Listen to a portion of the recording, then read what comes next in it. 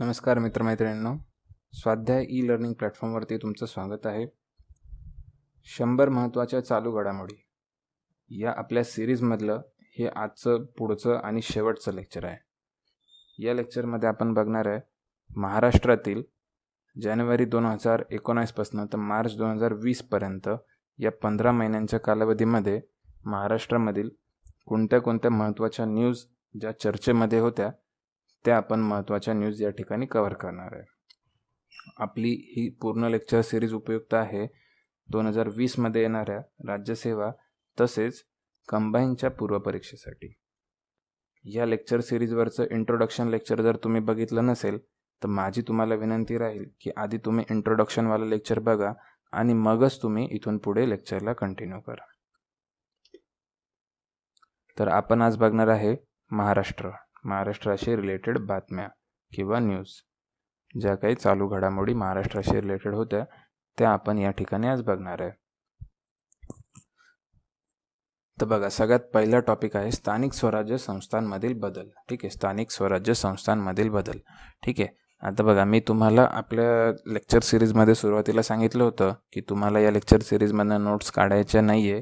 तुम्हाला पूर्ण लेक्चर्सच 2दा रिवाईज करायचे, जेणेकरून तुमच्या डोक्यात ते असं ऐकून बघून ते क्लिक होऊन जाणार आहे. ठीक आहे, असं होणार आहे की तुम्ही जेव्हा पेपरला जाल आणि या स्लाइड्सपैकी किंवा या लेक्चरपैकी कुठल्या एखाद्या विषयामध्ये जर तुम्हाला प्रश्न आला, मी तुम्हाला सांगितलं की आपण आपल्या पूर्ण लेक्चर सिरीजमधनं कमीत कमी 2 पासून तर जास्तीत जास्त 7 इतके प्रश्न एक्सपेक्ट करू शकतोय.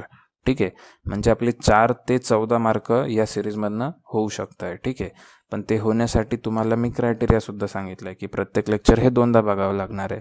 ठीक आहे, मिनिमम 2दा, आणि जर जास्त वेळ असेल तर अजून 3ऱ्यांदा 4थ्यांदा. ठीक आहे, तर हे केल्यावर तुम्हाला त्याच्यातला फायदा लक्षात येणार आहे. ओके, तर हे मी तुम्हाला सांगितलं होतं आणि तेव्हा मी असंही सांगितलं होतं की तुम्हाला या लेक्चर सिरीजमधनं नोट्स काढायच्या नाही आहे. ठीक आहे, पण आता हा असा टॉपिक आहे की हा थोडासा स्टॅटिकवाला टॉपिक आहे. ठीक आहे, म्हणजे आपलं जे स्टॅटिक सिलेबस आहे पंचायत राजचा, तर त्याच्या संदर्भातला हा टॉपिक आहे. त्याच्यामुळे जर तुमच्या जर हँड रिटन नोट्स असतील पंचायत राज या टॉपिकच्या, तर त्याच्यामध्ये ह्या काही गोष्टी, ज्या 3-4 गोष्टी इथे आपण घेणार आहे त्या तेवढ्या अपडेट करून घ्या. ठीक आहे, कारण कसं मग त्याने तुमच्या पंचायत राजच्या नोट्स एकदम करंट अफेअर्सशी मिळता जुळता अपडेट झालेल्या असतील. ठीक आहे, तर तेवढं तुम्ही करा. बाकी कोणत्या टॉपिकच्या नोट्स नाही काढल्या तरी चालेल, फक्त हे पंचायत राजशी रिलेटेड ह्या ज्या 4 बातम्या आहे तर तेवढ्या फक्त त्या ठिकाणी तुम्ही चालू घडामोडी त्या ठिकाणी तेवढं अपडेट करा. ठीक आहे, ते पण तुम्हाला पूर्ण स्लाईड लिहायच्या नाही आहे, तर जस्ट तुम्हाला काय माहिती आहे तेवढी 1 किंवा 2 लाईनमध्ये ती त्या ठिकाणी लिहून मोकळी करायची. ठीक आहे, तर बघा, सगळ्यात पहिला पॉईंट काय की OBC आरक्षणामध्ये कपात. ठीक आहे, आता हा पॉईंट काय आला बघा, महाराष्ट्र राज्य शासनाने 31 जुलै 2019 रोजी एक अध्यादेश काढला, ज्याच्यामध्ये महाराष्ट्र जिल्हा परिषद व पंचायत समिती अधिनियम, ठीक आहे, 1961चा. बघा, आता ज्यांच्या पंचायत समितीच्या नोट्स असतील तर त्यांना हा लगेच आठवेल. ठीक आहे, आणि महाराष्ट्र ग्रामपंचायत अधिनियम 1959. ठीक आहे, तर याच्यामध्ये बदल केलेले. ठीक आहे, काय केलं तर या अध्यादेशानुसार महाराष्ट्रातील इतर मागास प्रवर्गाला ग्रामीण स्थानिक स्वराज्य संस्थांमध्ये मिळणारे हे आरक्षण त्यांच्या लोकसंख्येच्या प्रमाणात लागू होईल असा डिसिजन घेतलेला आहे. ठीक आहे, बघा काय डिसिजन आहे, मी परत वाचतोय. या अध्यादेशानुसार महाराष्ट्रातील इतर मागास प्रवर्गाला, ठीक आहे, अदर बॅकवर्ड क्लासेस OBC, इतर मागास प्रवर्ग यांना ग्रामीण स्थानिक स्वराज्य संस्थांतील, ठीक आहे, ग्रामीण हा इथे कीवर्ड हायलाईट करा, मिळणारे आरक्षण हे त्यांच्या लोकसंख्येच्या प्रमाणात लागू करण्यात आलेले आहे. त्यांची जेवढी लोकसंख्या असेल त्या ठिकाणी त्याच्या प्रमाणात ते त्या ठिकाणी मिळणार आहे. ठीक आहे, बघा, आता हा बदल कुठे केला आहे तर जिल्हा परिषद पंचायत समिती अधिनियममध्ये आणि ग्रामपंचायत अधिनियममध्ये. ठीक आहे, इथे कुठे महानगरपालिका नगरपालिका यांचा उल्लेख आहे का तर नाही आहे. ठीक आहे, याचा अर्थ काय होतो की हा बदल फक्त ग्रामीण भागाशी रिलेटेड व्यवस्थांमध्ये केलेला आहे. ओके, इथपर्यंत क्लिअर आहे. काय आहे आता बघा, पुढचं लाईन वाचल्यावर तुम्हाला लक्षात येईल जास्त. ठीक आहे, बघा, स्थानिक स्वराज्य संस्थांमध्ये एकूण 50% अधिक आरक्षण असू नये या सर्वोच्च न्यायालयाच्या निर्णयानुसार हा अध्यादेश काढण्यात आलेला आहे. ठीक आहे, 50% जास्त आरक्षण नाही पाहिजे असं सुप्रीम कोर्टने म्हटलं होतं. त्याला अनुसरून हा निर्णय काढण्यात आलेला आहे. सध्या राज्यातील 34 जिल्ह्यांमध्ये ग्रामीण स्थानिक स्वराज्य संस्थांमध्ये ओबीसी प्रवर्गाला सरसकट 27% आरक्षण लागू केलेले आहे. ठीक आहे, बघा अडचण इथे झालेली आहे की ओबीसींना सरसकट 27% आरक्षण म्हटलेलं आहे ग्रामीण एरियामध्ये. ठीक आहे, आता याचा प्रॉब्लेम काय होतोय की काही ठिकाणी म्हणजे काही जिल्ह्यांमध्ये किंवा पंचायत समिती एरियांमध्ये किंवा गावांमध्ये ओबीसींची जी लोकसंख्या आहे ती खूप कमी आहे. ठीक आहे, मग त्याच्यामुळे अशा कमी लोकसंख्येमध्ये त्या ठिकाणी 27% आरक्षण दिलं गेल्यामुळे त्यांचं त्या ठिकाणी ओव्हर रिप्रेझेंटेशन होत आहे. ठीक आहे, मग ते नको व्हायला म्हणून सरकारने याच्यात बदल केला यावेळेस. ठीक आहे, मग आता बदल करून काय केलेलं आहे की जिथे त्यांची जेवढी लोकसंख्या आहे त्याच्या प्रमाणामध्ये, ठीक आहे, त्याच्या प्रमाणामध्ये त्यांना आरक्षण देण्यात येणार आहे. ठीक आहे, तर मग नव्या अध्यादेशानुसार ओबीसी प्रवर्गाला लोकसंख्येच्या प्रमाणानुसार, ठीक आहे, लोकसंख्येच्या प्रमाणानुसार त्या ठिकाणी आरक्षण दिल्यास स्थानिक स्वराज्य संस्थांमधील ओबीसी प्रवर्गाच्या जागांमध्ये कपात होऊ शकते. ठीक आहे, मग आता याच्याने नॅचरली काय इम्पॅक्ट होणार आहे की यांच्या जागांमध्ये काही भागांमध्ये कपात होणार आहे. ठीक आहे, तर अशी ही बातमी होती. ठीक आहे, तर तुम्ही हे एवढं गोष्ट तुमच्या ज्या नोट्स असतील पंचायत राजच्या तर त्याच्यामध्ये तुम्ही तेवढी अपडेट करून घ्या. ठीक आहे, पुढचा पॉईंट आहे सरपंचांच्या मानधनामध्ये वाढ. ठीक आहे, बघा आता महाराष्ट्र राज्य मंत्रिमंडळाने 30 जुलै 2019 रोजी राज्यातील सरपंचांचे सध्याचे मानधन वाढवण्याचा निर्णय घेतलेला आहे. ठीक आहे, सरपंचांचे मानधन वाढवण्याचा निर्णय घेतला आहे. सरपंचांना गोपनीयतेची शपथ देण्याचा सुद्धा डिसिजन घेतलेला आहे. थेट जनतेतूनच निवड होणाऱ्या सरपंचांना गोपनीयतेची शपथ देण्याच्या प्रस्तावाला ग्रामविकास मंत्री पंकजा मुंडे यांनी जुलै 2019 मध्ये मान्यता दिली. ठीक आहे, म्हणजे काय की बघा यांनी असं डिसिजन घेतला होता की जे सरपंच आहे त्यांची निवड डायरेक्ट लोकांमार्फत होईल. ठीक आहे, आपण पुढे जाऊन बघणार आहे की तो डिसिजन सुद्धा ओव्हरटर्न केला आहे. ठीक आहे, परत तो बदलला आहे. पण सध्या एवढं लक्षात ठेवा की तो जो डिसिजन घेतला होता त्याच्यासोबत हा पण निर्णय घेतला होता की त्यांना गोपनीयतेची शपथ देण्यात यावी. ठीक आहे, पण आता त्यांची निवड डायरेक्ट होणार नाही आहे, त्याच्यामुळे हा काही विषय लागू होत नाही. पण हा जो विषय आहे मानधन वाढण्याचा हा अजूनही लागू होतो. ठीक आहे, मग त्याच्यामुळे तुम्हाला हे लक्षात ठेवायचं आहे, हे तुम्हाला तुमच्या नोट्समध्ये लिहायचं आहे. ठीक आहे, जर पंचायत राजच्या नोट्स असतील तर तुमच्याकडे हे पॉईंट आधीचे असतील तर फक्त त्याच्यामध्ये अपडेट करून घ्या. ठीक आहे, तर बघा नवीन किती मानधन आहे. तर जर गावाची लोकसंख्या 2000 असेल तर सरपंचांचे मानधन आहे 3000 रुपये आणि उपसरपंचाचं आहे 1000 रुपये. गावाची लोकसंख्या जे 2 ते 8000 मध्ये असेल तर सरपंचाचं मानधन आहे 4000 रुपये आणि उपसरपंचाचं आहे 1500 रुपये. आणि गावाची लोकसंख्या जर 8000पेक्षा जास्त असेल तर सरपंचांचं मानधन आहे 5000 रुपये आणि उपसरपंचांचं आहे 2000 रुपये. ठीक आहे, तर एवढं तुम्ही तुमच्या पंचायत राजच्या नोट्समध्ये लिहिलं तर तुमच्या त्या नोट्स सुद्धा त्या ठिकाणी अपडेट होईल. ठीक आहे, आणि करंट अफेअरच्या दृष्टिकोनातून आपल्याला हे पण महत्त्वाचं आहे, कंबाईनच्या पेपरमध्ये शक्यतो याच्यावरती प्रश्न येऊ शकतो.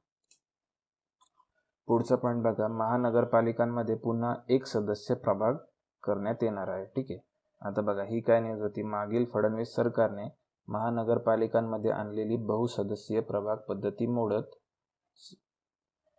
मोडीत काढून आघाडी सरकारने पुन्हा एक सदस्य प्रभाग पद्धती लागू करण्याचा निर्णय डिसेंबर 2019 पासून घेतलेला आहे. ठीक आहे, म्हणजे काय होत होतं बघा की राज्यातील भाजप शिवसेना युतीच्या सरकारने सन 2016 मध्ये मुंबई वगळता, ठीक आहे, आता बघा हे जेव्हा लागू झालं होतं तो कॅच पण तुम्हाला जर माहीत नसेल तर तोही नोट करून घ्या की मुंबई वगळता इतर महानगरपालिकांमध्ये ते लागू करण्यात आलं होतं. काय लागू करण्यात आलं होतं? बहुसदस्यीय प्रभाग पद्धती. ठीक आहे, म्हणजे जर तुम्ही महानगरपालिका क्षेत्रात राहत असाल तर तुम्हाला लक्षात येईल की तुमच्या प्रभागामधनं तुम्हाला 4 नगरसेवक निवडून द्यायचे होते.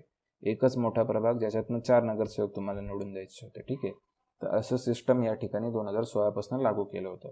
त्याच्या आधी काय सिस्टम होतं की तुमचा एकच प्रभाग आणि तिथला एकच नगरसेवक. ठीक आहे, बहुसदस्यीय प्रभाग पद्धती तेव्हा नव्हती. ठीक आहे, तर मग आता ही फडणवीस सरकारने आणली होती, पण आता परत आघाडी सरकार आल्यामुळे त्यांनी नंतर काय केलेलं आहे की त्यांनी ती चेंज केलेली आहे. ठीक आहे, त्यांनी ते बदललेलं आहे. महानगरपालिका निवडणुकीत एकाच प्रभागातून 4 सदस्य निवडून देण्याच्या पद्धतीचा राजकीय लाभ भाजपाला झाला होता असं काही लोकांचं म्हणणं आहे.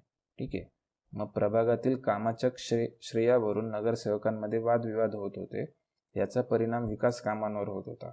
म्हणून पुन्हा एक सदस्यीय पद्धत सुरू करण्यात आलेली आहे. ठीक आहे, म्हणजे आत्ताच्या घडीला परत कोणती सदस्य पद्धत आहे, तर एक सदस्यीय पद्धत लागू आहे. ठीक आहे, या पार्श्वभूमीवर महाराष्ट्र विकास आघाडी सरकारने बहुसदस्यीय प्रभाग पद्धती बंद करण्यात केलेली आहे आणि तो डिसिजन घेतलेला आहे. ठीक आहे, आय होप तुम्हाला हा पॉईंट लक्षात आला असेल. ठीक आहे, पुढचा पॉईंट बघा, सरपंचांची निवड सदस्यामधूनच. ठीक आहे, आता हे तुम्हाला मी मगाशी सांगितलं तर तीच न्यूज आहे. सरपंचांची निवड थेट लोकांमधून निवडणुकीद्वारे करण्याऐवजी, ठीक आहे, आता हा डिसिजन कोणी घेतला होता, तर हा फडणवीस सरकारने घेतला होता. डायरेक्ट लोकांमधून सरपंचांची निवड करायची. त्याला परत आघाडी सरकारने चेंज केलंय. त्यांनी काय चेंज केलं, आता पूर्वीप्रमाणेच म्हणजे आधी जे होतं तेच निवडून आलेल्या सदस्यांमधूनच करण्याचा निर्णय 29 जानेवारी 2020 रोजी मंत्रिमंडळाच्या बैठकीत घेण्यात आला आहे. या निर्णयामुळे सरपंच आणि सदस्य यांच्यामधील संवाद वाढण्यास मदत होणार आहे. देवेंद्र फडणवीस यांच्या सरकारने 2017 थेट जनतेतून सरपंच निवडीचा निर्णय घेतला होता. सरपंचाच्या थेट निवडीमुळे त्याचा विपरीत परिणाम गावच्या विकास कामांवर झाल्याचे दिसून येत आहे. सरपंच एका विचाराचे आणि सदस्य दुसऱ्या विचाराचे असे चित्र अनेक ग्रामपंचायतींमध्ये दिसत आहे. ठीक आहे, डायरेक्ट लोकांनी निवडून दिल्यामुळे काय झालं की बऱ्याच ठिकाणी सरपंच दुसऱ्या पार्टीचा निवडून आला आणि सदस्यांची मेजॉरिटी ही दुसऱ्या पार्टीची होती. मग त्याच्यामुळे त्यांच्यामध्ये एकी नव्हती कामामध्ये. ठीक आहे, मग या निर्णयाचे विपरीत परिणाम उमटले. मात्र या निर्णयाचे विपरीत पडसाद अनेक ग्रामपंचायतींमध्ये उमटले होते. मग त्यामुळे सरपंच पदाची निवड हा प्रत्येक गावातील इतर मागासवर्ग आणि दलित समाजातील सर्व जातींसाठी अन्यायकारक असल्याचे अनेक पंचायत राज तज्ज्ञांचे म्हणणे होते. ठीक आहे, अनेक पंचायत राज तज्ज्ञांचे काय म्हणणे होते की डायरेक्ट निवडणुकीमुळे हा ओबीसी आणि दलित समाजावरती अन्याय होईल याचा. ठीक आहे, तर या सर्व गोष्टींमुळे डेव्हलपमेंट, परत दलित ओबीसींचे रिप्रेझेंटेशन, या सगळ्या गोष्टींमुळे डायरेक्ट सरपंचांची निवडणूक आता रद्द केलेली आहे आणि त्याच्यामुळे सरपंचाची निवडणूक इथून पुढे जे निर्वाचित सदस्य आहेत त्यांच्यामधूनच केली जाणार आहे. ओके, तर हेही तुम्ही पंचायत राजच्या नोट्समध्ये अपडेट करू शकता. पुढचा पॉईंट बघा, राज्यातील राष्ट्रपती राजवट. ठीक आहे, राज्यातील राष्ट्रपती राजवट, प्रेसिडेंट रूल इन महाराष्ट्र. तर मात्र बघा, ही न्यूज काय होती, महाराष्ट्रात राष्ट्रपती राजवट लागू करण्याची ही तिसरी वेळ होती. ठीक आहे, तर एकूण आपल्याला वेळ पण विचारली जाऊ शकते. दिस इज द थर्ड टाइम. ठीक आहे, तिसरी वेळ. तसेच राज्यात राष्ट्रपती राजवट लागू असली तरी विधानसभा निवडणुकीनंतर अशी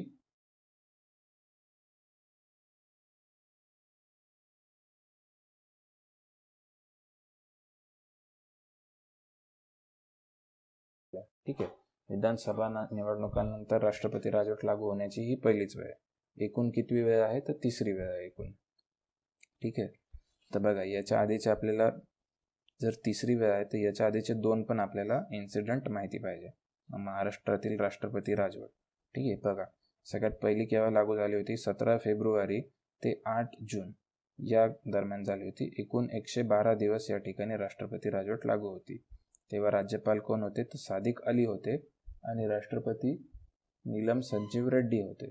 ओके, त्याच्यानंतर बघा, दुसऱ्यांदा राष्ट्रपती राजवट केव्हा लागू झाली, 28 सप्टेंबर पासून ते 30 ऑक्टोबर 2014 पर्यंत.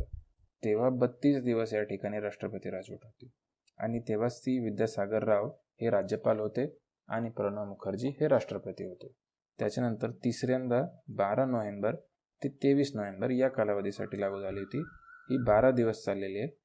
यावेळी राज्यपाल भगतसिंग कोश्यारी आणि राष्ट्रपती रामनाथ कोविंद होते. ठीक आहे, तर हे तिन्ही पण इन्सिडेंट तुम्हाला माहिती पाहिजे. ओके, या तारखा जरी लक्षात नाही राहिल्या तरी चालणार आहे आपल्याला, पण हे दिवस लक्षात ठेवा. ठीक आहे, हे दिवस कमी कमी झालेले. ठीक आहे, पहिल्या याच्यात 112 होते, नंतर 32, नंतर परत 12. तर हे लक्षात ठेवा आणि सोबत त्यावेळी कोण राज्यपाल होतं त्यांची नावे सुद्धा लक्षात ठेवा. ठीक आहे, तर एवढे 3 इन्सिडेंट आपल्याला माहिती पाहिजे. याच्यानंतर बघा, आता आपण राष्ट्रपती राजवटीचं फॅक्च्युअल इन्फॉर्मेशन बघू, कन्सेप्च्युअल काय काय आहे. ठीक आहे, तर मग बघा, घटनेतील कलम 356 नुसार राष्ट्रपती राजवट लागू करण्यात येते. पार्ट 18. ठीक आहे, भाग 18, 356 नंबरचा आर्टिकल. सत्ता स्थापनेसाठी असमर्थता दर्शवल्यानंतर राज्यपालांनी राष्ट्रपती राजवटीची शिफारस केली. त्याच्यानंतर राष्ट्रपती राजवट लागू झाल्यानंतर राज्याचे सर्व अधिकार केंद्राचा प्रतिनिधी म्हणून राज्यपालांकडे एकवटतात. ठीक आहे, सगळे अधिकार कोणाकडे येतात? राज्यपालांकडे. ठीक आहे, गव्हर्नरकडे सगळ्या पॉवर असतात. राष्ट्रपती राजवटीच्या कालावधीमध्ये, प्रेसिडेंट रूलच्या कालावधीमध्ये विधानसभा निलंबित अवस्थेत राहते. ठीक आहे, निलंबित अवस्थेत राहते. निलंबित म्हणजे सस्पेन्शनच्या अवस्थेत राहते. ठीक आहे, ती स्थापनही झाली नसेल तर, एक मिनटं, निलंबित अवस्थेत राहते, ती स्थापनही झाली नसेल तर तिचे गठनही निलंबित राहते. ठीक आहे, म्हणजे काय की संपुष्टात येत नाही पण निलंबनमध्ये राहते. ठीक आहे, म्हणजे सस्पेन्शनमध्ये राहते, एवढं लक्षात ठेवा. संसदेच्या दोन्ही सभागृहांची संमती न मिळाल्यास राष्ट्रपती राजवट 6 महिन्यांनी संपुष्टात येते. ठीक आहे, म्हणजे जास्तीत जास्त राष्ट्रपती राजवट किती कालावधीसाठी लागू शकते? तर 6 महिने लागू शकते. ठीक आहे, आणि 6 महिन्यात जर मान्यता मिळाली नाही तर ती संपुष्टात येईल. संसदेची संमती घेऊन एका वेळी 6 महिने अशा प्रकारे जास्तीत जास्त 3 वर्षापर्यंत राष्ट्रपती राजवट लागू राहते. मॅक्सिमम कालावधी किती आहे? तर जास्तीत जास्त 3 वर्ष, पण 6 महिन्यांनी संसदेची मान्यता घ्यावी लागेल. ओके. मात्र राष्ट्रपती राजवट 1 वर्षाहून अधिक काळ लागू ठेवायची असेल तर संबंधित राज्यात निवडणूक घेणे शक्य नसल्याचे निवडणूक आयोगाने प्रमाणपत्र देणे सक्तीचे असते. देशात आधीपासूनच आणीबाणी पुकारलेली असेल तर एखाद्या राज्यातील राष्ट्रपती राजवट 1 वर्षाहून अधिक काळ लागू ठेवता येते. ठीक आहे, म्हणजे हा पॉईंट काय आहे की बघा, एकदा राष्ट्रपती राजवट लागू झाली की ती 1 टाइममध्ये 6 महिन्यांसाठी चालणार आहे. ठीक आहे, हे झाले 6 मंथ. ओके, अशी ती जास्तीत जास्त ना 3 वर्षच राहू शकते. ठीक आहे, जास्तीत जास्त 3 वर्ष. पण ती 1 वर्षाच्या पुढे जरी कंटिन्यू करायची असेल, म्हणजे समजा इथनं लागू झाली आणि परत 6 महिने, आता 1 वर्ष पूर्ण झालं. ठीक आहे, तर इथून पुढे जर कंटिन्यू करायचे असेल ना तर त्याच्यासाठी 2 कंडिशन. 2 कोणत्या कंडिशन आहे? की या ठिकाणी इलेक्शन होणार नाही आहे हे निवडणूक आयोगाने जाहीर करायचं आहे, इलेक्शन कमिशनने जाहीर करायचं आहे की निवडणूक घेणे शक्य नाही. ओके, एक तर ही गोष्ट व्हायला पाहिजे. नाही तर दुसरी गोष्ट काय की देशात कुठेतरी इमर्जन्सी पाहिजे. ठीक आहे, देशात इमर्जन्सी घोषित केलेली पाहिजे. ठीक आहे, आणीबाणी घोषित केलेली पाहिजे. ह्या 2 कंडिशन असेल तरच ती इथून पुढे कंटिन्यू करता येईल. मग इथून पुढे परत 6 महिने राष्ट्रपती राजवट लागू राहील. ठीक आहे, त्याच्यानंतर परत 6 महिने, परत 6 महिने आणि परत 6 महिने. ठीक आहे, तर आता हा एकूण स्पॅन किती झाला बघा. आता हा एकूण स्पॅन झाला 6 6 6 6 6, असा हा एकूण स्पॅन झाला 3 वर्षांचा. ठीक आहे, आता याच्या पुढे राष्ट्रपती राजवट कधीच एक्सटेंड करता येणार नाही. ठीक आहे, 3 वर्षांच्या पुढे कधीच एक्सटेंड करता येणार नाही. ठीक आहे, म्हणजे हे तुम्हाला लक्षात आलं असेल. ठीक आहे, हे 3 पॉईंट्स जे मी इथे लिहून दिले ते मी इथे डायग्रामच्या फॉर्ममध्ये सांगितले. 1 वर्षाच्या पुढे जाण्यासाठी इथे 2 कंडिशन्स दिलेल्या आपल्या. ठीक आहे, तरच ती इथून एवढी कंटिन्यू होऊ शकते. ठीक आहे, पण ह्या पूर्ण 3 वर्षाच्या पुढे ती राष्ट्रपती राजवट कंटिन्यू ठेवता येणार नाही. ठीक आहे, तर हा इथला पॉईंट आहे. याच्यानंतर बघा, राष्ट्रपती राजवटीत राज्याचा कारभार कसा चालतो हे आपल्याला बघायचं आहे. तर राज्यपाल मुख्य सचिवांच्या सहाय्याने कारभार बघतात. राज्याचा अर्थसंकल्प संसद मंजूर करू शकतो. ठीक आहे, अर्थसंकल्प मंजूर करण्याचा अधिकार कोणाला जाता? पार्लमेंटला. ठीक आहे, राज्याच्या विधिमंडळाचे कार्य अधिकार संसदेकडे असतात. बरोबर, म्हणजे जे राज्याचं स्टेट लेजिस्लेचर आहे त्याचं काम संसद करेल. कोणत्याही अधिकाऱ्यांना कारवाईचे आदेश देण्याचा अधिकार राष्ट्रपतींना असतात. राष्ट्रपती आदेश देऊ शकतात. तसेच राष्ट्रपती राजवटीमध्ये उच्च न्यायालयाचे अधिकार अबाधित राहतात. ठीक आहे, अबाधित. ठीक आहे, त्याच्यावरती बाधा येत नाही, अबाधित राहतात. म्हणजे काय, तर आपल्याकडे सेपरेशन ऑफ पॉवर आहे आणि तसेच आपल्याकडे जे ज्युडिशरी आहे ती इंडिपेंडेंट आहे, स्वतंत्र न्यायव्यवस्था आहे. ठीक आहे, मग त्याच्यामुळे राष्ट्रपती राजवट जरी लागू असली तरी त्याचा न्यायालयाच्या अधिकारांवर काही परिणाम होत नाही. ठीक आहे, तर ते या ठिकाणी दिलेलं आहे. अजून काय माहिती लक्षात ठेवायची आपल्याला? इंदिराजींच्या काळात सर्वाधिक 50 वेळा राष्ट्रपती राजवट देशात लावण्यात आलेली आहे. ठीक आहे, म्हणजे वेगवेगळ्या राज्यांमध्ये लावण्यात आलेली. सर्वाधिक कोणत्या काळात आहे? 50 वेळा इंदिरा गांधी यांच्या काळामध्ये. ओके, आतापर्यंत सर्वाधिक 10 वेळा मणिपूरमध्ये राष्ट्रपती राजवट लागू करण्यात आलेली. तर हा फॅक्ट पण लक्षात ठेवा, सर्वात जास्त वेळेस 10 वेळा मणिपूरमध्ये. देशात सर्वप्रथम पंजाबमध्ये राष्ट्रपती राजवट लागू करण्यात आली होती 1951 साली.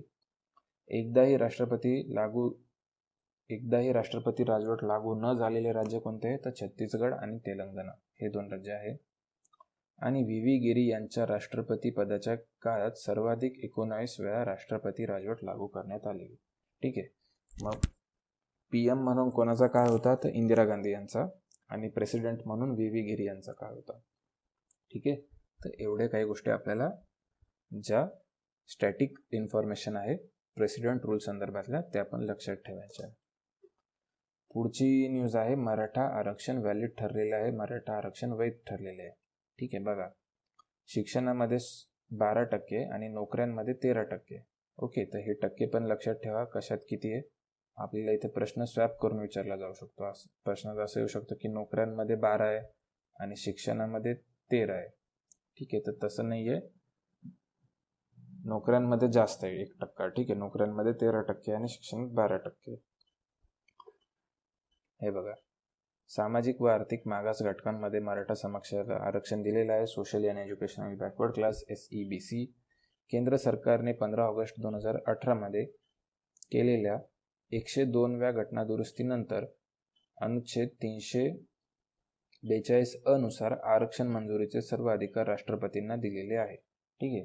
तर ही जी 102वी घटनादुरुस्ती होती जी आपण बघितली होती, आठवून बघा, आपलं पॉलिटीचं लेक्चर आठवून बघा, national commission for backward classes. ठीक आहे, तेव्हा आपण हे डिस्कस केलं होतं. ठीक आहे. पुढचा पॉईंट काय आहे, MG गायकवाड आयोग. ठीक आहे, MG गायकवाड आयोग या ठिकाणी स्थापन करण्यात आला होता. आयोगाने रिकमेंड केलं होतं की 16% आरक्षण असायला पाहिजे. ठीक आहे, पण ते न्यायालयाने कमी करून 13 आणि 12 असं केलेलं आहे. ठीक आहे, ते पण तुम्ही लक्षात ठेवा. आरक्षणाची मर्यादा 50% जरी असली तरी अपवादात्मक स्थितीमध्ये सरकार विशेष अधिकाराद्वारे आरक्षण मंजूर करू शकते. ठीक आहे, म्हणजे इंदिरा साहनी केसमध्ये आरक्षणाची मर्यादा ही 50% सुप्रीम कोर्टाने ठरवलेली आहे. ठीक आहे, पण भारतामधले जवळपास 8 ते 10 राज्य असे आहे की ज्यांनी ही 50%ची मर्यादा आधीच क्रॉस केलेली आहे. ठीक आहे, आणि सुप्रीम कोर्टाने त्यांच्यावरती आक्षेप घेतलेला नाही आहे. तर त्याच्यामुळे मराठा आरक्षणाची पण तशीच केस आहे असं या ठिकाणी मराठा आरक्षण समर्थन करणाऱ्या लोकांचं म्हणणं आहे. ओके. महाराष्ट्रामध्ये EWS 10% आरक्षण मराठा समाजाला गैरलागू करण्यात आलेले आहे. ठीक आहे, कारण का बघा, आता EWS आरक्षण आपण हे बघितलं होतं पॉलिटिक्सच्या लेक्चरमध्ये, आठवून बघा, इकॉनॉमिक विकर सेक्शनला 10% रिझर्वेशन. ठीक आहे, तर त्या EWS आरक्षणाच्या क्रायटेरियामध्ये त्यांनी काय म्हटलं होतं की हे अशा व्यक्तींना मिळेल ज्यांना कुठलंच आरक्षण मिळत नाही. ठीक आहे, मग इन शॉर्ट काय की जे ओपन कॅटेगरीमधले आहेत त्यांनाच EWS आरक्षणाचा फायदा मिळेल. ओके, तर मग बघा, जे EWS आरक्षण आहे ते मराठा समाजाला गैरलागू काय आहे, कारण त्यांना या ठिकाणी SEBC थ्रू आरक्षण मिळालेलं आहे. ठीक आहे, मग त्याच्यामुळे ते ओपनमध्ये येत नाही जर महाराष्ट्रापुरत्या परीक्षांचा विचार केला तर. ठीक आहे, त्याच्यामुळे ते गैरलागू आहे. पण तेच आरक्षण केंद्रीय सेवा आणि शिक्षण संस्थांमध्ये ते लाभास पात्र आहे. ठीक आहे, आता बघा, जे महाराष्ट्रात SEBC नावाचा जो क्रायटेरिया बनवलेला आहे मराठा समाजासाठी, तर तो महाराष्ट्रातील परीक्षांसाठी आहे. ठीक आहे, म्हणजे SEBC आरक्षण तुम्ही क्लेम करू शकता MPSC वाल्या परीक्षांसाठी. बरोबर, MPSC वाल्या परीक्षांसाठी तुम्ही SEBC वाला आरक्षण क्लेम करू शकता. पण हेच सेम मराठा तरुण हे केंद्रामध्ये SEBC आरक्षण क्लेम करू शकत नाही. ठीक आहे, कारण केंद्रामध्ये असा कोणता संवर्गच नाही आहे, हा फक्त महाराष्ट्रापुरता बनलेला आहे, महाराष्ट्रातील नोकरी आणि शिक्षणामध्ये बनलेला आहे. ठीक आहे, मग तेच मराठा तरुण केंद्रीय परीक्षांमध्ये ओपन कॅटेगरीमध्ये कन्सिडर केले जातात. ठीक आहे, मग ओपन कॅटेगरीमध्ये कन्सिडर केले जातात, मग त्यामुळे ते केंद्रीय पातळीवरती EWSच्या आरक्षणाला पात्र ठरतात. ठीक आहे, म्हणजे समजा कोणी मराठा आहात तर तुम्ही महाराष्ट्रामध्ये SEBC थ्रू भरू शकता, पण तेच तुम्हाला UPSCच्या परीक्षेमध्ये तुम्हाला ते EWS थ्रू भरावं लागेल. ठीक आहे, तिथे तुम्हाला हे नाही आहे. ठीक आहे, तिथे तुम्हाला SEBC क्रायटेरिया नाही आहे. मराठा समाजाला राज्यात स्वतंत्र 16% आरक्षण लागू असल्याने EWS 10% या आरक्षणाचा लाभ मिळणार नाही. ठीक आहे, आता इथे 16 नाही आहे, इथे 12 आणि 13 आहे. ठीक आहे, तर ही लाईन जेव्हा 16% असं सरकारने दिलं होतं तेव्हाची ही लाईन आहे. ठीक आहे, नंतर पुढे जाऊन हे कोर्टाने कमी केलेलं आहे. ठीक आहे, त्याच्यामुळे ही लाईन तिथनं आलेली आहे. ओके, तर आय होप तुम्हाला याचं टेक्निकॅलिटी कळालेले असतील. पुढचा पॉईंट आहे महाराष्ट्र विधानसभा निवडणूक 2019. आता बघा, महाराष्ट्र आणि हरियाणा या राज्यांच्या विधानसभा निवडणुका एकत्र झाल्या होत्या. ठीक आहे, तर तुम्हाला हे लक्षात ठेवायचं आहे की महाराष्ट्रासोबत अजून कोणत्या राज्याची निवडणूक झाली, तर ती आहे हरियाणा. मतदानाची तारीख काय होती? 31 ऑक्टोबर 2019. एकूण जागा किती आहे, तर ते आपल्या सर्वांना माहिती आहे, 288 जागा आहे. मतदान केंद्र किती आहे, तर ते बघू पण नका, मी पण वाचत नाही, कोणी विचारणार नाही आपल्याला. निवडणूक खर्च मर्यादा किती आहे, तर 28 लाख रुपये आहे. ठीक आहे. तक्रार निवारण क्रमांक कोणता आहे, तर 1950 हा तक्रार निवारण क्रमांक आहे. ठीक आहे, तर हा लक्षात ठेवा. हा टोल फ्री नंबर या ठिकाणी इलेक्शन कमिशनने जारी केला होता 1950. बघा आता 14व्या विधानसभेचे सदिच्छा दूत म्हणून कोणाची नेमणूक केली, तर माधुरी दीक्षित आहे, सायंटिस्ट अनिल काकोडकर आहे, मधु मंगेश कर्णिक आहे, प्रशांत दामले आहे, मृणाल कुलकर्णी आहे, निशिगंधा वाड आहे, उषा जाधव आहे, स्मृती मानधना आहे, ललिता बाबर आहे आणि गौरी सावंत आहे तृतीयपंथी. बघा आता ह्या गौरी सावंत त्याच आहे ज्या इलेक्शन कमिशनने यांची निवड लोकसभेच्या सदिच्छा दूत म्हणून केली होती. ठीक आहे, ते आपण वाचली होती. बघा आपल्या पॉलिटीवाला लेक्चर आठवून बघा, त्याच्यात आपण हे नाव केलेलं आहे. त्याच गौरी सावंतची निवड इकडे विधानसभेचे सदिच्छा दूत म्हणून सुद्धा केलेली आहे. ठीक आहे, त्या पहिल्या तृतीयपंथी आहे, हे पण मी तुम्हाला तेव्हा सांगितलं होतं. मग आता बघा मतदारांच्या संख्येनुसार सर्वात मोठा मतदारसंघ कोणता आहे महाराष्ट्रातला, तर तो पनवेल आहे. इथे सर्वात जास्त मतदार आहे. ठीक आहे, मतदारांची संख्या आणि सर्वात जास्त मतदान याच्यामध्ये अंतर आहे. ठीक आहे, मतदार म्हणजे जिथे रजिस्टर वोटर सर्वात जास्त आहे आणि सर्वाधिक मतदान झालेला मतदारसंघ हा वेगळा असू शकतो. ठीक आहे, आता बघा मतदारांच्या संख्येनुसार सर्वात लहान कोणता आहे, तर तो आहे वर्धा आहे. त्याच्यानंतर उमेदवारांच्या संख्येनुसार सर्वात मोठा कोणता आहे, तर नांदेड दक्षिण आहे, साऊथ नांदेड. ओके, उमेदवारांच्या संख्येनुसार सर्वात लहान कोणता आहे, तर चिपळूण आहे. इथे 3च उमेदवार होते. ठीक आहे, चिपळूणमध्ये 3च उमेदवार उभे होते आणि दक्षिण नांदेडमध्ये 38 उमेदवार उभे होते. सर्वाधिक मतदान झालेला जिल्हा, ठीक आहे, आता इथे जिल्हा आहे. ठीक आहे, इथे मतदारसंघ नाही आहे, तर जिल्हा आहे, तर तो कोल्हापूर जिल्हा आहे. ठीक आहे, आणि सर्वात कमी मतदान झालेला जिल्हा तर तो आहे ठाणे जिल्हा. ओके, सर्वाधिक मतांनी विजयी उमेदवार कोण आहे, तर ते आहे अजित पवार. यांचा मतदारसंघ आहे बारामती. पुणे पक्ष आहे राष्ट्रवादी काँग्रेस आणि जवळपास 1,65,000 मतांनी त्यांचा विजय झालेला आहे. आणि सर्वात कमी मतांनी विजयी उमेदवार कोण आहे, तर ते आहे दिलीप लांडे. यांचा 409 मतांनी विजय झालेला आहे. मतदारसंघ आहे चांदिवली, उत्तर मध्य मुंबई आणि त्यांचा पक्ष आहे शिवसेना. सर्वात श्रीमंत उमेदवार कोण असणार आहे, तर ऑफकोर्स पराग शहा बीजेपीचे उमेदवार आहे. घाटकोपर पूर्व यांचा मतदारसंघ आहे. ठीक आहे, सर्वात गरीब उमेदवार कोण आहे, दीपक कटक दौंड. यांनी यांची संपत्ती 9 रुपये इतकी कमी दाखवली होती. ठीक आहे, म्हणजे हे सर्वात गरीब आहे. ओके, अक्कलकोट आणि हे अपक्ष उमेदवार होते. बघा महाराष्ट्राचे मुख्यमंत्री म्हणून उद्धव ठाकरे यांनी शपथ घेतली. ठीक आहे, आता याच्या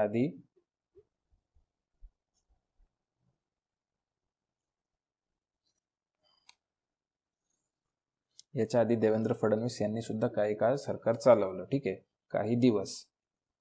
महाराष्ट्राचे पदनिहाय 29वे तर व्यक्तिनिहाय 19वे मुख्यमंत्री. तर हे तुम्ही 2 फॅक्ट लक्षात ठेवा. ठीक आहे, इथे आपल्याला प्रश्न येण्याचे चान्सेस आहे. पदनिहाय कितवे आहे, तर 29वे, पण व्यक्तिनिहाय कितवे आहे, तर 19वे. ठीक आहे, म्हणजे 10 याचा फरक आहे याच्यामध्ये. तसेच शिवसेनेचे 3रे मुख्यमंत्री, तर हे पण आपल्याला विचारलं जाऊ शकतं. शिवसेनेचे कितवे, तर शिवसेनेचे 3रे. ठीक आहे, मग शिवसेनेचे पहिले कोण आहे, तर मनोहर जोशी, दुसरे आहे नारायण राणे आणि 3रे उद्धव ठाकरे. ओके, तसेच आमदार नसलेले उद्धवजी हे 7वे मुख्यमंत्री आहे. ठीक आहे, आमदार नसलेले हे 7वे मुख्यमंत्री आहे. ठीक आहे, म्हणजे ते आधी डायरेक्ट मुख्यमंत्री झाले आणि नंतर आमदारकीची शपथ त्यांनी घेतलेली. तर असे कितवे आहे, 7वे मुख्यमंत्री आहे. ठीक आहे, बघा हे असं काही नाही की उद्धवजी हे पहिल्यांदाच असं झालेलं आहे. ठीक आहे, जे सोशल मीडियावर आपण बघितलं याच्यावरती पण टीका झाली होती की बॅकडोर एंट्री वगैरे वगैरे. तर हे असं नाही की पहिल्यांदाच झालंय. ठीक आहे, तर 7वे आहे ते, तर ते पण तुम्ही लक्षात ठेवा. उद्धव ठाकरे जे स्कूल ऑफ आर्ट्सचे स्नातक आहे. त्याच्यानंतर महाराष्ट्राच्या भौगोलिक, सांस्कृतिक व ऐतिहासिक अशा अलौकिक सौंदर्याचे मूर्तिमंत आणि विहंगम छायाचित्रण त्यांच्या महाराष्ट्र देशा या 2010ला प्रकाशित झालेल्या पुस्तकातून दिसून येते. ठीक आहे. त्यांच्या पुस्तकाचं नाव काय आहे? महाराष्ट्र देशा हे त्यांच्या पुस्तकाचं नाव आहे. हे छायाचित्रणाचं पुस्तक आहे त्यांचं. ओके. त्याच्यानंतर महाराष्ट्राच्या समृद्ध सांस्कृतिक परंपरेचा मानबिंदू असलेल्या पंढरपूरची वारी आणि ग्रामीण महाराष्ट्राचे यथार्थ छायाचित्रण त्यांच्या पहावा विठ्ठल, ठीक आहे, पहावा विठ्ठल या 2011 साली प्रसिद्ध झालेल्या पुस्तकांच्या माध्यमातून त्यांनी जगाला भुरळ घातली. ठीक आहे. म्हणजे त्यांचे 2 पुस्तकं आपल्याला कोणते लक्षात ठेवायचे? दोन्ही पण त्यांचे छायाचित्रणाचे पुस्तक आहे. पहिलं आहे महाराष्ट्र देशा. त्याच्यामध्ये त्यांनी महाराष्ट्राची भौगोलिक, सांस्कृतिक, ऐतिहासिक अशी दृश्य टिपलेली आहे. ठीक आहे. म्हणजे किल्ले वगैरे ते त्यांनी टिपलेले आहे. आणि त्याच्यानंतर पंढरपूरच्या वारीवरती त्यांनी एकदा छायाचित्रण केलेलं आहे. तर ते त्यांचं पहावा विठ्ठल या पुस्तकामध्ये आहे. ठीक आहे. तर हे 2 तुम्ही नावं लक्षात ठेवा. सोबतच हेही लक्षात ठेवा, मी परत एकदा रिवाइज करतो की महाराष्ट्रातले 29वे मुख्यमंत्री आहे पदनिहाय, आणि व्यक्तिनिहाय 19वे आहे. शिवसेनेचे 3रे मुख्यमंत्री आहे आणि आमदार नसलेले 7वे मुख्यमंत्री आहे. ठीक आहे. 29, 19, 30, 3, 7. ठीक आहे. पुढचा टॉपिक आहे अखिल भारतीय मराठी साहित्य संमेलन 2020. ठीक आहे. अखिल भारतीय मराठी साहित्य संमेलन 2020.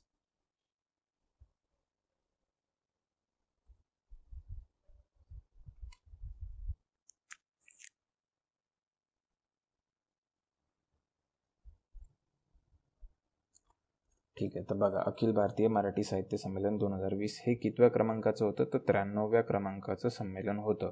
तर आपल्याला हा 93 हा आकडा लक्षात ठेवायचा आहे. ठीक आहे. हा फॅक्ट लक्षात ठेवायचा आहे. दिनांक 10 ते 12 जानेवारी 2020 या कालावधीमध्ये ते भरलं. ठिकाण कोणतं आहे? तर उस्मानाबाद हे ठिकाण आहे.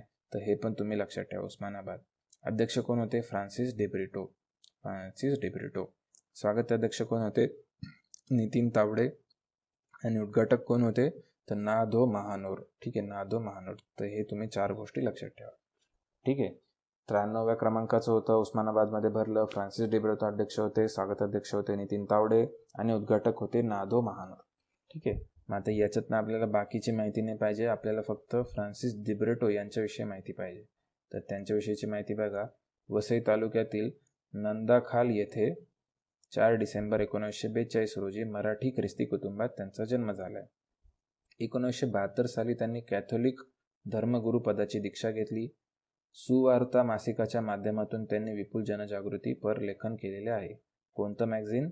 सुवार्ता नावाचं मासिक. ठीक आहे. याच्यातून ते लेखन करत असत. तसेच हरित वसई संरक्षण समितीच्या माध्यमातून पर्यावरण जतन व संरक्षण याच्यासाठी त्यांनी मोठी चळवळ उभी केलेली आहे. ठीक आहे. कोणती समिती आहे? हरित वसई संरक्षण समिती. ठीक आहे. हरित वसई संरक्षण समिती. तर सुवार्ता आपल्याला लक्षात ठेवायचं आहे, तसेच हरित वसई संरक्षण समिती आपल्याला लक्षात ठेवायचं आहे. ओके. बघा, आता पुढचा पॉईंट काय आहे? वाचन संस्कृती. वाचन संस्कृती म्हणजे काय? तर महाराष्ट्रामध्ये काही फॅक्ट्स आहे जे वाचनाशी रिलेटेड होते, त्याला मी सगळ्याला एकत्र करून वाचन संस्कृतीमध्ये टाकलेले आहे. ठीक आहे. तर वाचन संस्कृतीमध्ये बघा काय आहे, तर पहिली गोष्ट आपल्याला नाव लक्षात ठेवायचं आहे. भिलार हे गाव, महाबळेश्वर तालुका, सातारा हा जिल्हा. ठीक आहे. या गावाला पुस्तकांचे गाव असं म्हटलं जातं. कोणतं गाव? भिलार गाव. ओके. त्याच्यानंतर 15 ऑक्टोबर हा वाचन प्रेरणा दिवस म्हणून आपण महाराष्ट्रामध्ये साजरा करतो. 15 ऑक्टोबरचं काय विशेषता आहे? तर डॉक्टर APJ अब्दुल कलाम यांचा तो जन्मदिन आहे. त्याला वाचन प्रेरणा दिन म्हणून साजरा करण्यात येते. त्याच्यानंतर फिरते वाचनालय. ठीक आहे. 2 रेल्वे गाड्या अशा आहेत ज्यांच्यामध्ये फिरते वाचनालय निर्माण करण्यात आलेले आहे. ठीक आहे. तर मुंबई नाशिकमध्ये धावणारी पंचवटी एक्सप्रेस पहिली आहे, आणि त्याच्यानंतर मुंबई पुण्यामध्ये धावणारी डेक्कन क्वीन एक्सप्रेस ही दुसरी आहे. या दोघांमध्ये फिरते वाचनालय निर्माण करण्यात आलेले. ओके. त्याच्यानंतर बघा, मुंबईमध्ये मंत्रालयातील ग्रंथालय बंद करण्याचा निर्णय घेण्यात आलेला आहे. 1905 पासून दुर्मिळ पुस्तके, शासकीय अहवाल यांचा समावेश या ठिकाणी या ग्रंथालयात केला जात होता. ठीक आहे. 1905 पासून हे ग्रंथालय चालू होतं, ते 2019 मध्ये बंद करण्यात आलेलं आहे, मुंबई मंत्रालयामधलं. ठीक आहे. तसेच पुस्तकांचा भारतातील पहिला जिल्हा कोणता आहे? तर सातारा जिल्हा आहे. ठीक आहे. सातारा जिल्ह्याला पुस्तकांचा जिल्हा असंही म्हटलं जातं. ठीक आहे. तर बघा, हे पुस्तकांचं गाव जे आहे भिलार हे सुद्धा सातारा जिल्ह्यामध्ये आहे, आणि तो जिल्हा पुस्तकांचा जिल्हा म्हणून पण ओळखला जातो. ठीक आहे. तर हे एवढे 2-3 फॅक्ट्स असे थोडेसे आपण लक्षात ठेवू. जर याच्यावरती प्रश्न आला तर तो आपला या इन्फॉर्मेशन मधनं सुटून जाईल. पुढचं आहे महाराष्ट्र सामाजिक. ठीक आहे, आता महाराष्ट्रामध्ये सामाजिक दृष्ट्या काय काय महत्त्वाच्या एक 3-4 घडामोडी घडल्या आहेत त्या आपण बघू. सगळ्यात पहिली घडामोडी कोणती आहे, तर महाराष्ट्रामध्ये सरकारी कागदपत्रांमधून दलित हा शब्द या ठिकाणी हद्दपार करण्यात आलेला आहे. ठीक आहे, दलित हा शब्द हद्दपार करण्यात आलेला आहे. कारण का, तर त्याच्यावरून असं एखाद्या विषयी डाऊनग्रेड समजलं जायचं. ठीक आहे, कमीपणाची भावना त्याच्यातून निर्माण होत होती, म्हणून सरकारी कागदपत्रांमधनं दलित हा शब्द त्या ठिकाणी काढून टाकलेला आहे. ठीक आहे, बघा महात्मा गांधीजींनी सुद्धा दलितऐवजी हरिजन या शब्दाचा वापर केला होता. तो पण याच भावनेतनं केला होता आणि तेच आता महाराष्ट्र सरकार करतंय. आता बघा, दलित शब्दाऐवजी कोणते शब्द वापरणार, तर महाराष्ट्रामध्ये शेड्यूल कास्ट हा इंग्रजी शब्द वापरणार आणि मराठीमध्ये अनुसूचित जाती व नवबौद्ध हा शब्द वापरणार. ठीक आहे, तर एवढं तुम्ही लक्षात ठेवा. दुसरी न्यूज काय होती की गोंडवाना विद्यापीठाच्या अभ्यासक्रमात जादूटोणा विरोधी कायदा याचा समावेश करण्यात आलेला आहे. ठीक आहे, जादूटोणा विरोधी कायदा हा महाराष्ट्र सरकारचा एक कायदा आहे, तर याचा समावेश गोंडवाना विद्यापीठाच्या अभ्यासक्रमामध्ये करण्यात आलेला आहे. ठीक आहे, गोंडवाना विद्यापीठ कुठे आहे, तर गडचिरोलीमध्ये आहे आणि असं करणारं महाराष्ट्रातील हे एकमेव विद्यापीठ आहे. ओके, त्याच्यानंतर पुढची लाईन काय आहे, अनाथ मुले आणि मुली यांना सरकारी नोकरीमध्ये 1% आरक्षण हे देणारं महाराष्ट्र हे पहिलं राज्य आहे. ओके, तर हेही तुम्ही लक्षात ठेवा, अनाथ मुली यांना 1% आरक्षण. पुढचा पॉईंट काय आहे, महाराष्ट्र सामाजिक बहिष्कारापासून व्यक्तींचे संरक्षण प्रतिबंध बंदी व निवारण अधिनियम 2016 हा काय आहे की सामाजिक बहिष्काराविरोधी कायदा करणारं महाराष्ट्र हे पहिलं राज्य आहे. ठीक आहे, असा कायदा करणारं महाराष्ट्र हे देशातील पहिले राज्य आहे. सामाजिक बहिष्काराच्या विरोधी कायदा करणारे महाराष्ट्र हे पहिले राज्य आहे. सामाजिक बहिष्काराचं उदाहरण कोणतं आहे, तर बघा अंबरनाथ मुंबई येथे विवेक तमायचीकर यांच्या आजीच्या अंत्ययात्रेवर बहिष्कार केला होता त्यांच्या समाजातल्या लोकांनी. कारण का, तर विवेक यांच्या पत्नीने कौमार्य चाचणीला विरोध केला होता. ठीक आहे, हे कंजारबाट समाजातली घटना आहे. ठीक आहे, कंजारबाट समाजामध्ये व्हर्जिनिटी टेस्ट केली जाते, जी आजच्या काळानुसार व्हॅलिड नाही आहे. ठीक आहे, ती काही सायंटिफिक गोष्ट नाही आहे, पण असं त्या ठिकाणी केलं जातं आणि विवेक यांच्या पत्नीने हे करण्यासाठी विरोध केला होता, म्हणून त्यांच्या कुटुंबाला सामाजिक बहिष्कृत करण्यात आलं होतं. ठीक आहे, आणि त्याच्यामुळे त्यांच्या आजीच्या अंत्ययात्रेसाठी कोणी आलं नव्हतं आणि मग ह्या उदाहरणावरून महाराष्ट्राने या ठिकाणी कारवाई केलेली. जो महाराष्ट्रामध्ये सामाजिक बहिष्कारापासून व्यक्तींचे संरक्षण अधिनियम आहे 2016चा, याच्या अंतर्गत या केसमध्ये कारवाई करण्यात आली. ठीक आहे, त्याच्यामुळे हा न्यूजमध्ये होता आणि हे करणारं महाराष्ट्र हे या ठिकाणी पहिलं राज्य म्हणून त्या ठिकाणी आलेलं आहे. ओके, आय होप आता तुम्हाला हे सामाजिकदृष्ट्या काय काय महत्त्वाच्या गोष्टी आहेत त्या या ठिकाणी समजलेल्या असतील. ठीक आहे, तर बघा एवढ्याच न्यूज आपल्याला महाराष्ट्र या सेक्शनमधनं करायच्या होत्या, आपण त्या पूर्ण केलेल्या आहे. ठीक आहे, आपण या ठिकाणी हे आपलं करंट अफेअर सिरीजमधलं हे शेवटचं लेक्चर होतं. आपण आत्तापर्यंत जेवढे पण काही लेक्चर घेतलेले आहे, तर आय होप की तुम्ही ते सर्व लेक्चर्स एन्जॉय केलेले आहे आणि सर्व लेक्चर तुम्ही बघत आहे. ठीक आहे, तर हे पण लेक्चर जर तुम्हाला आवडलं असेल तर तुम्ही याला लाईक करू शकता, शेअर करू शकता. आपल्या यूट्यूब चॅनलला स्वाध्याय ई लर्निंग या यूट्यूब चॅनलला आपण सबस्क्राईबसुद्धा. तसेच काही प्रश्न असल्यास मला तुम्ही कमेंट सर्व लेक्चरचे PDF मी त्या ठिकाणी उपलब्ध करून देणार आहे. त्यासाठी तुम्हाला जॉईन करायचं आहे आपलं टेलिग्राम चॅनल, ज्याचा ॲड्रेस मी या ठिकाणी दिला आहे, किंवा तुम्ही टेलिग्राम ॲपमध्ये @e-स्वाध्याय असं सर्च करून सुद्धा त्या चॅनलला जॉईन करू शकताय. ठीक आहे, तर या ठिकाणी आपली करंट अफेअर्सची सिरीज थांबवतोय. पुढे येणाऱ्या राज्यसेवा पूर्वपरीक्षा तसेच कंबाईनच्या पूर्वपरीक्षेसाठी तुम्हा सर्वांना हार्दिक शुभेच्छा. सर्वांना ऑल द बेस्ट. ठीक आहे, तुम्ही जे करंट अफेअर करताय त्याच्यासोबतच तुम्ही हे लेक्चर करा आणि मी ज्या पद्धतीने इंट्रोडक्शनच्या लेक्चरमध्ये सांगितले त्या पद्धतीने जर तुम्ही हे केले, मिनिमम 2दा जरी हे लेक्चर केले तरी तुम्हाला याच्यातनं खूप फायदा होणार आहे. तुम्ही एक्झाम झाल्यानंतर मला सांगशाल की सर तुम्ही सांगितले होते त्या लिस्टमधनं खरंच हे प्रश्न आले. ठीक आहे, तर या टॉपिकवरती थोडा जोर द्या, जे या ठिकाणी मी सिलेक्ट केले होते आणि आपण जे व्हिडिओ केलेले आणि ज्या स्ट्रॅटेजीने केलेले की पूर्ण टॉपिकमधली जी कोर इन्फॉर्मेशन आहे, सर्वात महत्त्वाची इन्फॉर्मेशन आहे, ती आपण या ठिकाणी इन्क्लूड करण्याचा प्रयत्न केलेला आहे. ठीक आहे, तर तुम्ही या पद्धतीने गेले तर तुम्हाला याचा खूप जास्त फायदा होईल अशी मला खात्री आहे. ठीक आहे, तर मग या ठिकाणी मी थांबतोय. भेटूया काही दिवसांनी.